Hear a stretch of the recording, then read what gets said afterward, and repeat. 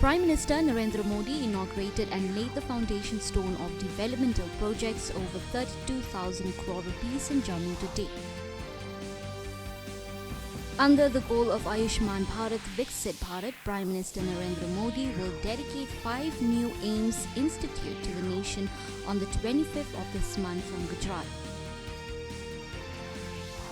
President Draupadi Murmu has said that the Andaman and Nicobar Islands are very important from a strategic point of view.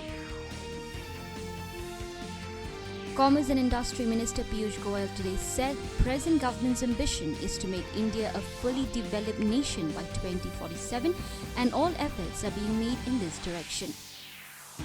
Arunachal Pradesh is celebrating its 38th statehood day today. Similarly, Mizoram is celebrating 37 years of attaining statehood.